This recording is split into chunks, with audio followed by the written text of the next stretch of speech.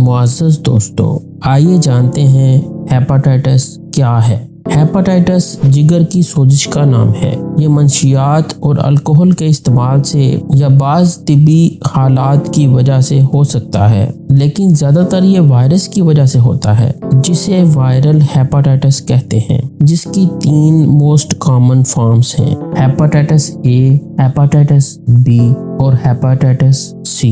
Hepatitis की इलामात: बाज़ infection के बाद कुछ हफ्तों तक हेपेटाइटिस की इलामात ज़ाहिर नहीं होती, लेकिन फिर जब ये मरहला शिद्दत इख्तियार कर जाता है तो हेपेटाइटिस ए, बी या सी की इलामात ज़ाहिर होना शुरू हो जाती हैं। मुअज़्ज़ज़ दोस्तों, उन इलामात में थकावट, मतली, कम भूख, पेट का दर्द, हल्का बुखार, जिस्म और आंखों का पीला पड़ जाना शामिल है, जिसे यरकान भी कहा जाता है।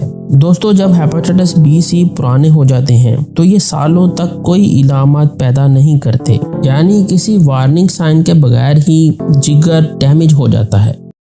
हेपेटाइटिस बी क्या करता है? बहुत से नौजवान जिन्हें हेपेटाइटिस बी होता है, इनमें थोड़े टाइम के लिए इसकी थोड़ी सी इलामात पैदा होती हैं, फिर वो खुद ही बेहतर हो जाती हैं। लेकिन कुछ लोग जिस्म से वायरस को ख़त्म नहीं कर पाते, जो तवील मुद्दती इन्फेक्शन का सबब बनता है। तकरीबन 90% शीरख्वार बच्चे जो वायरस से मुतासिर होते हैं, वो सारी ज़िंदगी इस वायरस के साथ गुजार देते हैं। वक्त गुजरने के साथ हेपेटाइटिस बी सीरियस मसाइल का बाइस बन सकता है, जिसे लीवर डैमेज, लीवर फेलियर या लीवर कैंसर के नाम से जाना जाता है। हेपेटाइटिस बी कैसे फैलता है? हेपेटाइटिस बी किसी मुतासरा शख्स के खून या जिस्मानी रतूबत से फैल सकता है। ये अक्सर गैर महफूज जिनसी ताल्लुकात के जरिए फैलता है। हेपेटाइटिस बी किसी मुतासरा शख्स की सुइयां, रेजर्स, टूथब्रश इस्तेमाल करने से फैलता है।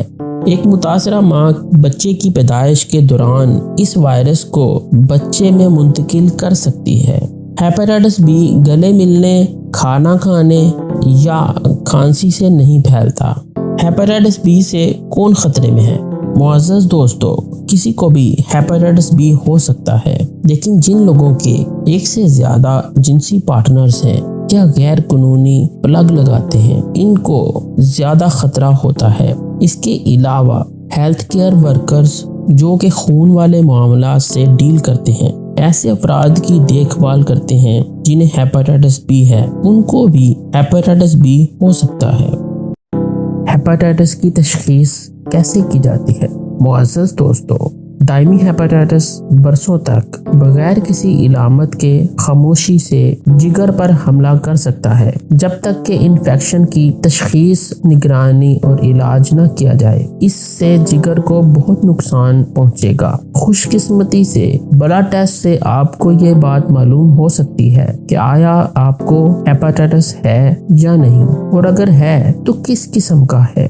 किन लोगों को हेपेटाइटिस का टेस्ट करवाना चाहिए? प्यारे दोस्तों, मंशियात का इस्तेमाल करने वाले अफराद या इंजेक्शन का इस्तेमाल करने वाले और बहुत से जिनसी साथी रखने वाले अफराद को टेस्ट करवाना बहुत ज़रूरी है। इंडस हॉस्पिटल और हेल्थ नेटवर्क के मुताबिक पाकिस्तान में हर साल तकरीबन 7 लाख अफराद को हेपेटाइटिस सी इन्फेक्शन होता है, जो कि one of the highest in the world है। अगर हेपेटाइटिस का टेस्ट पॉजिटिव आ जाए तो क्या करना चाहिए? दोस्तों, अगर टेस्ट ये बताता है कि आपको हेपेटाइटिस है, तो आप अपने प्यारों को महफूज रखने के लिए इकदामात उठा सकते हैं। हेपेटाइटिस बी या सी होने की सूरत में नेल क्लिपर्स, रेजर्स या टूथब्रशेस किसी से शेयर मत करें।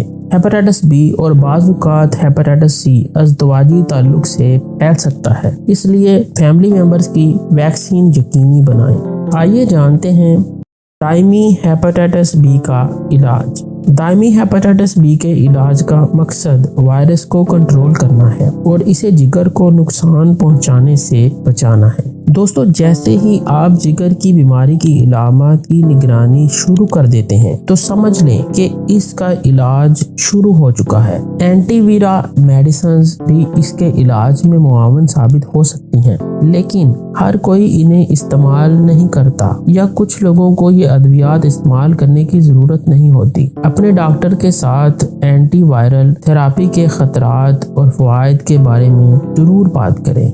दायमी हेपेटाइटिस की निगरानी।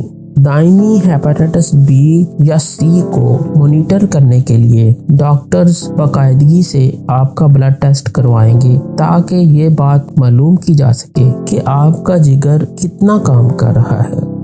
उम्मीद करते हैं कि आपको हमारी ये वीडियो बहुत इंफॉर्मेटिव लगी होगी। ऐसी ही रिसर्च बेस्ड वीडियोस देखने के लिए चैनल को सब्सक्राइब कर लीजिए, वीडियो को लाइक करके अपने दोस्तों के साथ शेयर कीजिए ताकि हमारी हौसला अफजाई हो सके। शुक्रिया।